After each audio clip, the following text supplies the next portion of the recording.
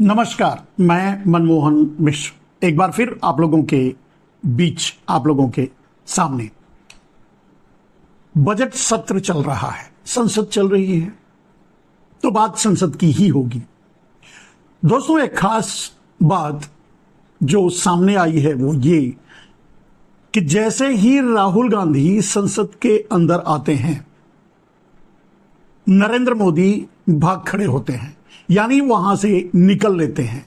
ठीक उसी समय, जिस समय राहुल गांधी संसद के अंदर आ रहे होते हैं, ठीक उसी समय नरेंद्र मोदी खड़े होते हैं, पलटते हैं और चले जाते हैं। यहां तक कि अपने सांसदों को भी उन्हें सम्मान देने का अवसर नहीं देते।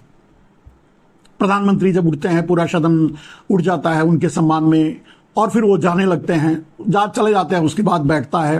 तो ना तो पूरे संसद को और ना ही अपने नेताओं को भी उन्होंने अवसर दिया, भाग खड़े हुए। आखिर ऐसा क्या डर है, या ऐसी क्या नफरत है, ऐसा क्या गुस्सा है राहुल गांधी से नरेंद्र मोदी को? यही वो नरेंद्र मोदी हैं जो राहुल गांधी सामने से मीडिया ने अगर उनसे सवाल किया कि राहुल गांधी ने कुछ ये बात कही, तो नरेंद्र मोदी ने कहा, कौन राहुल गांधी?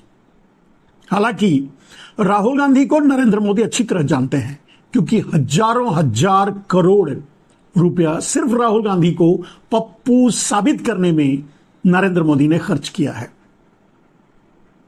लेकिन वो सारा खर्च बेकार गया।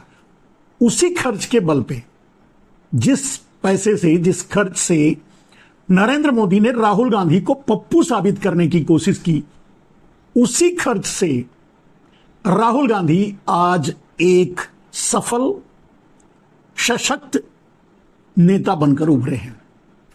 अगर राहुल गांधी इस स्टेज तक आए हैं, इतनी परिपक्वता उनमें आई है, और इस समय पूरे देश की उम्मीद बने हैं, राहुल नहीं तो कौन? आज ये जो परसेप्शन पूरे देश में बना है, एक वक्त था जब मोदी नहीं तो कौन, आज राहुल नहीं तो कौन का परसेप्शन पूरे देश में बन चुका है। इन सब का श्रेय अगर किसी को जाता है तो वो नरेंद्र मोदी को ही जाता है।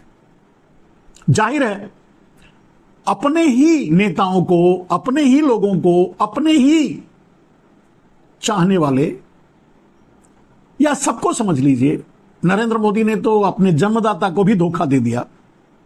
धोखा नहीं, एक तरह से इसे धोखा ही कहेंगे, क्योंकि उन्होंने तो ये तक कह दिया कि वो बायोलॉजिकली पैदा ही नहीं हुए हैं, वो तो अवतरित हुए हैं। तो एक तरह से अपने जन्मदाता को धोखा देना ही हुआ। खैर छोड़िए, वो उनका पर्सनल मतलब है, वो अपने आप को क्या समझते हैं, क्या कहते हैं, छोड़िए। लेकिन जो चीज देखने को मिल रही है संसद में, कमाल है। राहुल गांधी का इतना खौफ, राहुल गांधी का इतना डर, राहुल गांधी से इतनी नफरत, राहुल गांधी छा चुके हैं नरेंद्र मोदी पर। और ये चैलेंज राहुल गांधी ने किया था। अब बोलिए, मैं ये बार बार कहता था कि राहुल गांधी नरेंद्र मोदी के पूरे दिमाग को, यानी माइंड को मैप कर लिया है, यानी कैप्चर कर लिया है, और नरेंद्र मोदी वही कर रहे हैं जो राहुल गांधी चाहते हैं या राहुल गांधी करवा रहे हैं। ये बात राहुल गांधी ने भी मंच से कही थी कि बोलिए क्या बोलना है, कल मैं मोदी से वो बात बुलवा दूंगा। बिल्कुल सही बात है। तो चलिए इन बातों से आगे हटकर, आगे थोड़ा चल करके बात करते हैं बजट की। इस बजट को अगर दो शब्दों में कहा जाए तो पूरा का पूरा बजट नरेंद्र मोदी की जुमलेबाजी के अलावा कुछ भी नहीं है। हां, अब कुछ भी नहीं देश के लिए है, कुछ भी नहीं जिनसे वादा किया, यानी नीतीश नायडू के लिए भी नहीं है ये बजट। अगर ये बजट है किसी के लिए तो वो अडानी और अंबानी के लिए है। कल के अपने वीडियो में इसे विस्तार से मैंने बताया है कि कैसे ये बजट पूरा का पूरा अडानी अंबानी के लिए है, यानी ये बजट अडानी अंबानी का ही है। नरेंद्र मोदी तो संसद में सिर्फ प्रस्तुत किए हैं, करवाए हैं अपने फाइनेंस मिनिस्टर के जरिए, लेकिन सच ये है कि ये बजट अडानी अंबानी ने ही तैयार किया है। थोड़ा उससे भी अगर आगे आप चलेंगे तो आपको पता चलेगा मेरी बात कि पूरे देश के लिए इसमें कुछ भी नहीं है। पूरे देश के लिए मतलब इसमें महंगाई के लिए कोई व्यवस्था नहीं है कि महंगाई कम कैसे होगी। बेरोजगारी के लिए इसमें कोई व्यवस्था नहीं है या कोई प्लान नहीं है या कोई ऐसा कदम नहीं है जिस इस बजट में उठाया गया जिससे कि रोजगार मिल सके लोगों को, यानी बेरोजगारी दूर हो सके। इस बजट में किसानों के लिए तो बिल्कुल ही नहीं है। किसानों की समस्या, किसानों का मिनिमम सपोर्टिंग प्राइस की मांग, किसानों की आत्महत्या, किसानों का दर्द, किसानों को उचित मूल्य न मिलना, मतलब किसी भी समस्या का समाधान इस बजट में नहीं है। आम आदमी के लिए भी कुछ नहीं है इस बजट में, क्योंकि महंगाई कम करने के लिए कोई प्रयास इस बजट में नहीं है। तो फिर आम आदमी के लिए इसमें क्या रखा है? पेट्रोल डीजल के दामों में कमी की बात करें, या फिर यूं समझ सकते हैं कि आम आदमी से जुड़ी किसी भी समस्या का समाधान इस बजट में नहीं है। जैसे आम आदमी के बच्चों की शिक्षा के लिए इस बजट में कुछ नहीं है। जो शिक्षा का बजट था उसे और कम कर दिया गया है, जबकि ज्यादा होना चाहिए था, क्योंकि शिक्षा व्यवस्था पूरी शिक्षा व्यवस्था चरमरा उठी है। आज शिक्षा में सबसे ज्यादा अगर लूट कहीं हो रही है तो शिक्षा और स्वास्थ्य में।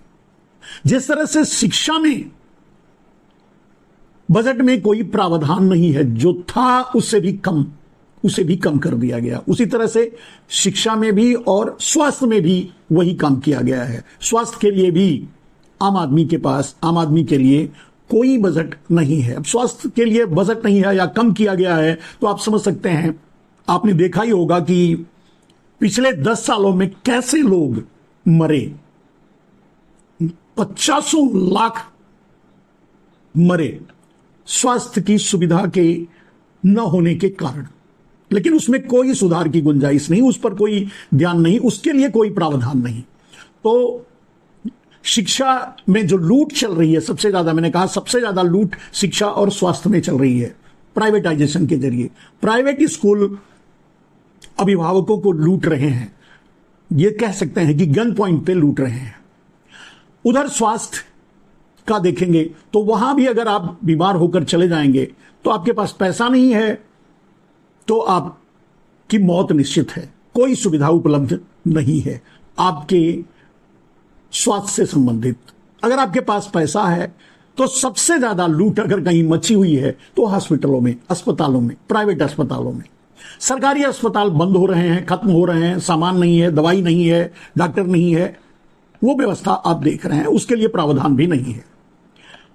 कहने का मतलब गरीबी, बेरोजगारी, महंगाई, भूखमरी, शिक्षा, स्वास्थ्य या आवासीय समस्याएं या मूलभूत जरूरतों के लिए जो इंसान को चाहिए, किसी में भी कहीं भी कोई प्रावधान या कोई रियायत या कोई राहत इस बजट में नहीं है। यानी आम आदमी के लिए बजट है ही नहीं। सबसे बड़ी बात कि जब नौकरी के लिए नहीं है, युवाओं को बेरोजगारी को लेकर के, मजदूरों को लेकर के, रोजगार को लेकर के कोई प्रावधान या कोई व्यवस्था इस बजट में नहीं है, तो ये आप 140 करोड़ देश की आम जनता के लिए ये बजट नहीं बना है। ठीक है, तो फिर बना किसके लिए है बजट? कल भी आपको बताया था कि टैक्सेशन के जरिए जो लूट, या जहां भी टैक्स बढ़ाया गया, या जहां जिन्हें भी टैक्स के दायरे में लाया गया, या जहां से भी टैक्स ये सरकार लेती है, यहां कुछ दे नहीं रही है आपको। देने का तो आपने देख लिया कि आपको कुछ नहीं मिलने वाला है और कुछ नहीं मिल रहा है। लेने के लिए बहुत से रास्ते हैं, डायरेक्ट और इनडायरेक्ट, डायरेक्ट टैक्स भी और इनडायरेक्ट टैक्स भी। इनडायरेक्ट टैक्स सामानों के जरिए जो वसूला जा रहा है वो उद्योगपति यानी अडानी अंबानी के लिए है, वो खा करके बैठ जा रहे हैं, ना तो सरकार तक पहुंच ही नहीं रहा है। जो डायरेक्ट टैक्स सरकार को मिल रहा है उसमें से भी मोदी यानी गुजरात के प्रधानमंत्री हैं वो, जूनागढ़ के प्रधानमंत्री, जूनागढ़ के राजा हैं, गुजरात के प्रधानमंत्री हैं। उनके परिवार में 2 ही आदमी हैं, अडानी और अंबानी। अंबानी भी पीछे छूट गए हैं, अब तो उनको भी ढकेलने की कोशिश में लगे हैं, हालांकि बाहर से दिखावा कर रहे हैं। उनके परिवार में एक ही आदमी है, वो है अडानी। सब कुछ लूटकर अडानी को देना, वही काम कर रहे हैं। इस बजट में भी वही प्रावधान है, जो क्योंकि मैंने बता चुका हूं कि जब सब कुछ अडानी का है, एयरपोर्ट अडानी का है, पोर्ट अडानी का है, बिजनेस सारे अडानी के हैं, सरकारी संस्थाएं जो बिकी वो अडानी की हो गई, प्राइवेट संस्थाएं जो बिकी या जबरदस्ती छीनी गई वो अडानी को दे दिया गया। आज आपके घर में, आपके गांव में, आपके शहर में अगर नाली साफ करना है तो भी वो कॉन्ट्रैक्ट अडानी का है, मेट्रो बनाना है वो भी अडानी का है, रोड बनाना है वो भी अडानी का है, कुछ भी है सब कुछ अडानी का है। सब कॉन्ट्रैक्टर अगर कहीं कोई काम कर रहा है तो उसको देखकर भ्रम में न रहिए, वो सारा का सारा कॉन्ट्रैक्ट अडानी का है।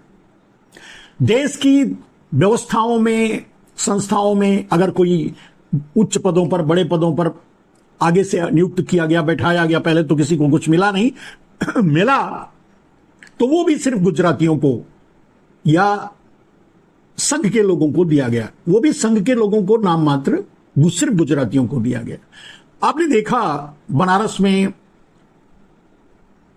और अयोध्या में ये बहुत बड़ा मुद्दा बना कि वहां के साइकिल स्टैंड से लेकर के, वहां की जमीनों से लेकर के, वहां के पूरी व्यवस्था में सिर्फ और सिर्फ गुजराती व्यापार कर रहे हैं या उनको बेचा है।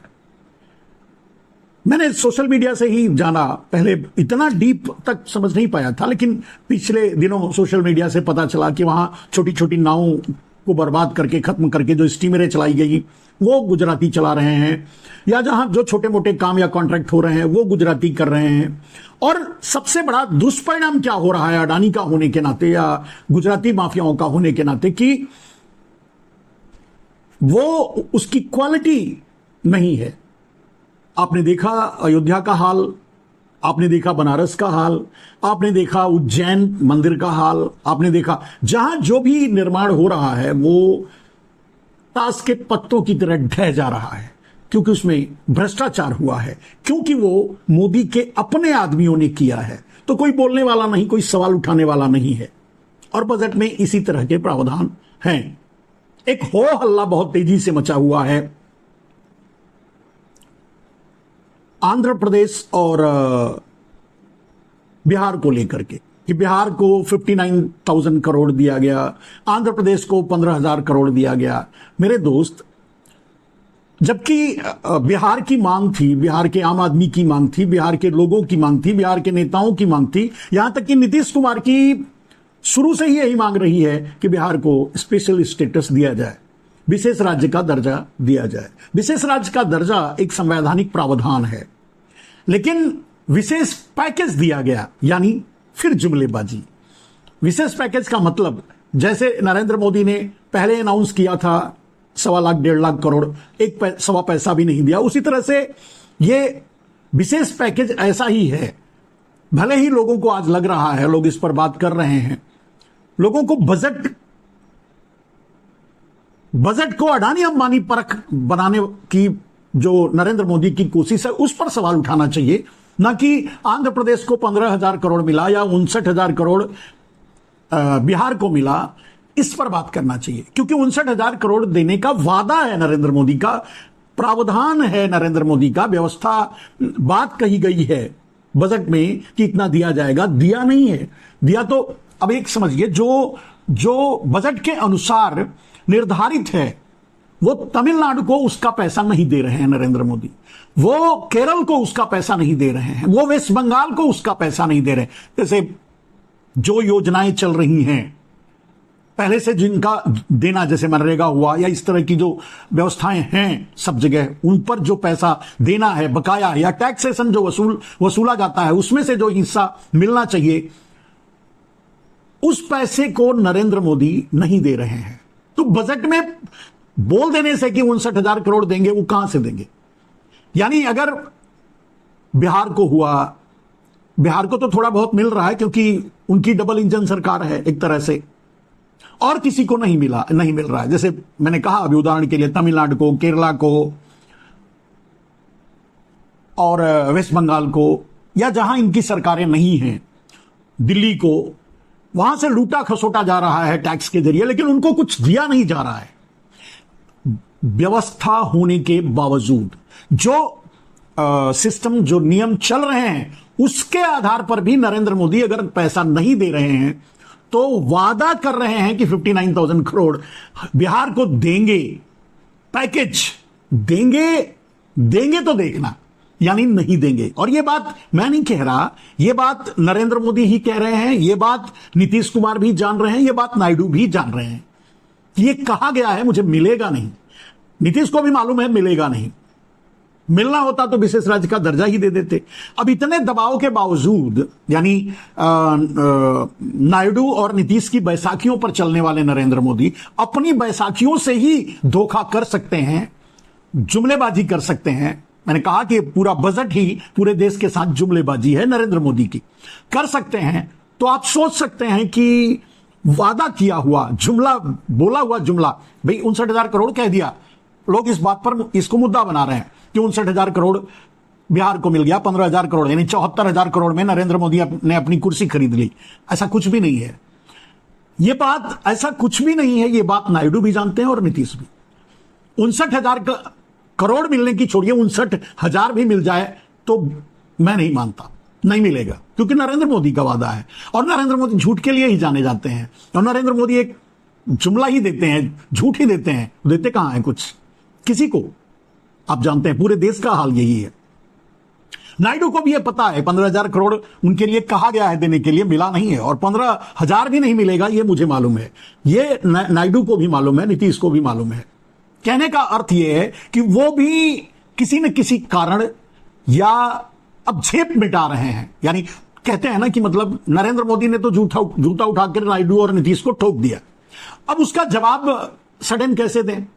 अब उसके लिए सोचेंगे, प्लान करेंगे, देखेंगे क्या करेंगे, कैसे करेंगे।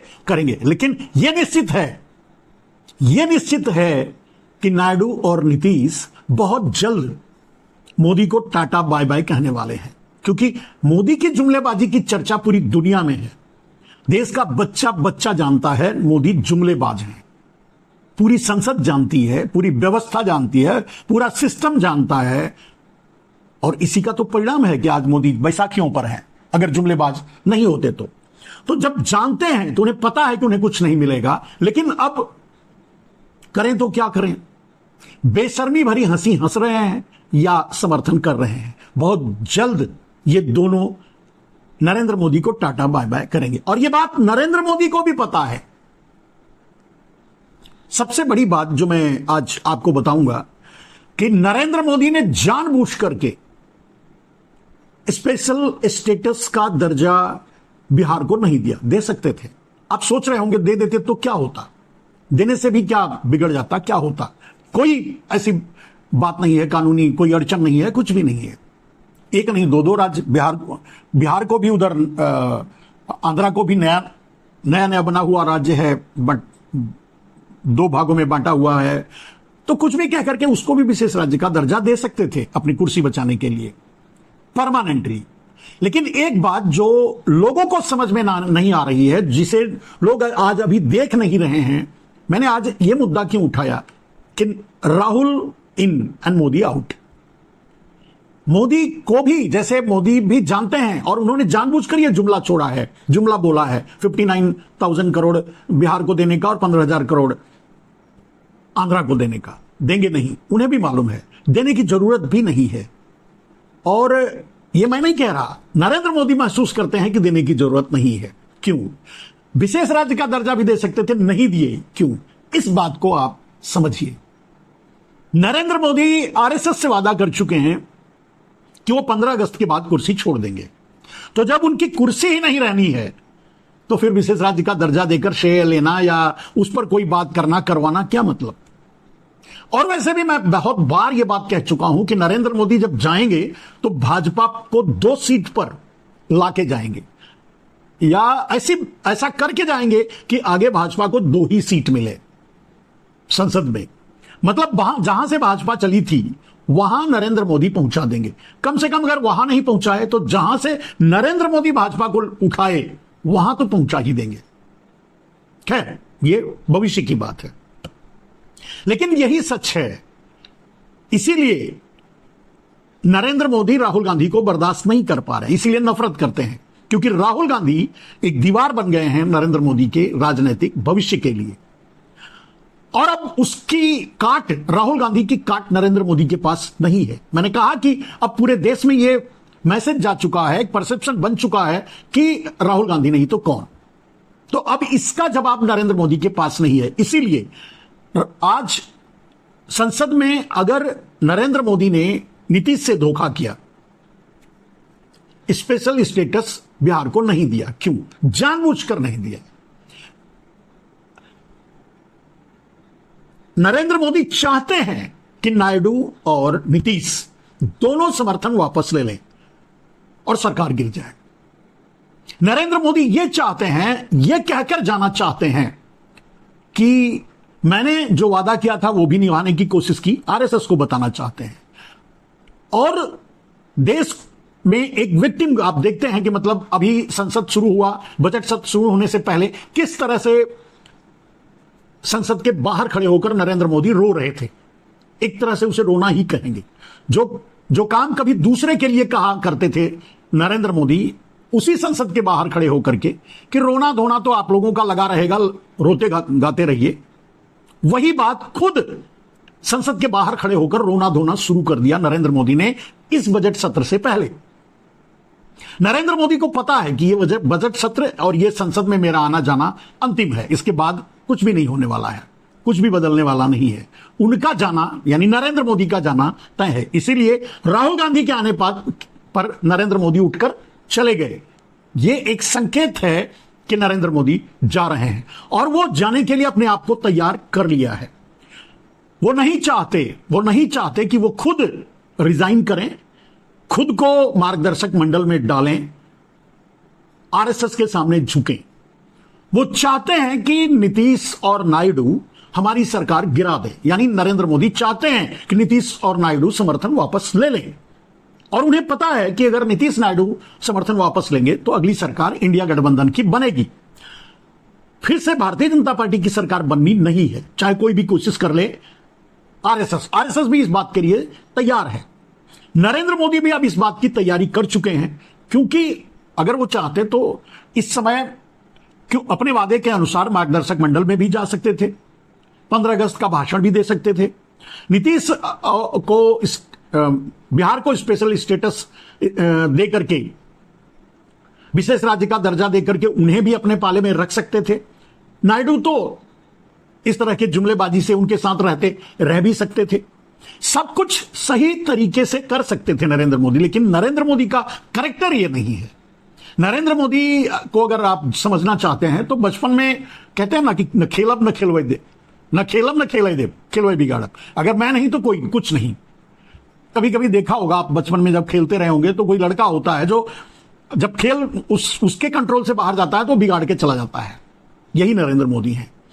आज इस तरह से सरकार को भी इस स्थिति पर लाना चाहते हैं कि नीतीश और नायडू अपना समर्थन वापस ले लें और सरकार गिर जाए और फिर से भारतीय जनता पार्टी की सरकार ना बने। ठीक है, एकदम क्लियर कट। नरेंद्र मोदी को पता है कि अब उन्हें चांस मिलने वाला नहीं है, अब वो प्रधानमंत्री नहीं रह पाएंगे। आगे उधर आरएसएस का दबाव और इधर नीतीश और नायडू पर नरेंद्र मोदी भी भरोसा नहीं करते। उन्हें भी विश्वास नहीं है कि नीतीश और नायडू अंत तक उनके साथ 5 साल उनके साथ रहेंगे, क्योंकि नरेंद्र मोदी उस कैरेक्टर के ही नहीं हैं। कहने का मतलब अब वो पूरी तरह से अपने आप को तैयार कर चुके हैं सरकार गिराने के लिए। नरेंद्र मोदी खुद प्रयासरत हैं, खुद कोशिश में लगे हुए हैं और इसीलिए नीतीश माने बिहार को स्पेशल स्टेटस का दर्जा न दे करके नीतीश को चिढ़ाना या फिर जुमलेबाजी करना, यानी 59,000 करोड़ दे देंगे, उधर नायडू को 15,000 करोड़ का यह वादा दोनों को पता है और नीतीश को तो पता ही है कि 1.25 लाख करोड़ का वादा किए थे, 1.25 पैसा नहीं दिए। तो ये अच्छी तरह जानते हैं कि बजट में प्रावधान है, बना रहे हैं, वादा कर रहे हैं, जुमलेबाजी कर रहे हैं, देंगे नहीं। और इसीलिए वो नीतीश और नायडू भी सरकार गिराने की तैयारी में लगे हुए हैं। और नरेंद्र मोदी भी चाहते हैं कि नीतीश और नायडू समर्थन वापस ले लें, सरकार गिर जाए, फिर से बीजेपी की सरकार ना बने, यानी मैं नहीं प्रधानमंत्री तो बीजेपी की सरकार भी नहीं। ये नरेंद्र मोदी की कोशिश है और यही कोशिश आपके सामने बजट के द्वारा भी दिखाई दे रहा है। उन्होंने आम आदमी के लिए कुछ नहीं किया, जानबूझकर नहीं किया। उन्होंने अडानी अंबानी परख बजट बनाया, जानबूझकर यह बनाया कि ठीक है, तुमने हमें पूरा समर्थन नहीं दिया, पूर्ण बहुमत नहीं दिया, सरकार चलाने नहीं दिया, तो भाड़ में जाओ, अब हम वही करेंगे जो। और नरेंद्र मोदी इसी कैरेक्टर के हैं। मैंने कहा, बार बार ये बात दोहरा रहा हूं कि नरेंद्र मोदी ऐसे ही हैं। तो अब जो सामने दिख रहा है जाने का, नरेंद्र मोदी के जाने की विदाई का, नरेंद्र मोदी भी अब अपने आप को तैयार कर चुके हैं, तैयार कर लिए हैं कि संसद को टाटा और बाय बाय। इसीलिए राहुल गांधी जब अंदर आते हैं तो वो बाहर निकल गए, बात खड़े हुए। लेकिन आपने देखा संसद का माहौल भी बदल चुका है, हमारे ओम बिरला भी बदल चुके हैं। और आज संसद में शायद अभिषेक बनर्जी सांसद हैं, वो दूसरी बार सांसद हैं, युवा नेता हैं। उन्होंने जिस तरह से नरेंद्र मोदी को बेइज्जत किया, धोया, और सिर्फ नरेंद्र मोदी को नहीं, पूरी बीजेपी को, पूरे यहां तक कि ओम बिरला को भी, आज की वो कार्रवाई जब आप देखेंगे तो आपको समझ में आएगा कि बदलाव तो हुआ है। संसद भी बदली है, मोदी भी बदले हैं, बिरला भी बदले हैं, विपक्ष भी बदला है, देश भी बदला है, सब कुछ बदला बदला सा है। हां, नरेंद्र मोदी का स्टाइल और नरेंद्र मोदी की धोखेबाजी आज भी नहीं बदली है। किसानों को आज भी संसद में घुसने नहीं देना चाहते। राहुल गांधी ने किसानों को मिलने के लिए बुलाया था, उन्हें अंदर आने नहीं देना चाहते थे। अवाल बवाल हुआ, राहुल गांधी अब पीछे हटने वाले हैं नहीं, तो आखिरकार मानना पड़ा और राहुल गांधी से किसान मुलाकात किए। किसानों के साथ हमेशा नरेंद्र मोदी ने धोखा किया है। किसान भी अब तैयारी कर रहे हैं फिर से दिल्ली घेरने की, आपको पता ही होगा। राहुल गांधी तैयारी कर रहे हैं फिर से एक भारत जोड़ो यात्रा निकालने की। ये सारी परिस्थितियां ये बता रही है, सारी तैयारियां ये बता रही हैं कि नरेंद्र मोदी की राजनीति के लिए अब देश में जगह नहीं बची है। इसलिए नरेंद्र मोदी खुद को तैयार कर चुके हैं जाने के लिए। इसीलिए नरेंद्र मोदी ने पूरे देश को जुमले में रखा, कुछ नहीं दिया। आज ये बजट भी अडानी अंबानी परख बनाया और बनवाया, और उधर नीतीश नायडू को भी धोखा दिया, क्योंकि चिढ़ाना चाहते हैं। कहते हैं ना, मतलब चिकोटी काट रहे हैं कि ठीक है, चिल्लाओ, मेरे खिलाफ बात करो या समर्थन वापस लो, मैं जाने के लिए तैयार हूं। यानी नरेंद्र मोदी अपने आप को प्रधानमंत्री की कुर्सी से हटाने के लिए तैयार हो चुके हैं। वो नहीं चाहते कि वो आरएसएस के सामने झुकें। आरएसएस से जो वादा किया है उसे पूरा करें। आरएसएस ये कहे कि मैंने हटाया। नरेंद्र मोदी ये चाहते हैं कि नीतीश नायडू समर्थन वापस ले लें, और अल्पमत में होने के कारण मेरी कुर्सी गई, मेरा प्रधानमंत्री की कुर्सी गई, पद गया। ये अब वो रखना चाहते हैं। जाते जाते एक विक्टिम कार्ड खेलना चाहते हैं। वो अक्सर ऐसा करते रहते हैं, इसी के लिए जाने जाते हैं। बस मेरे दोस्त, अगर मैं सही तरीके से राजनीति को समझ रहा हूं, संसद में जो हो रहा है उसको समझ पा रहा हूं, और मैं अपने तरीके से अगर आपको पहुंचाने की कोशिश कर रहा हूं, आपको भी समझ में आ रहा है, तो लोगों तक जिस भी माध्यम से पहुंचा सकते हैं।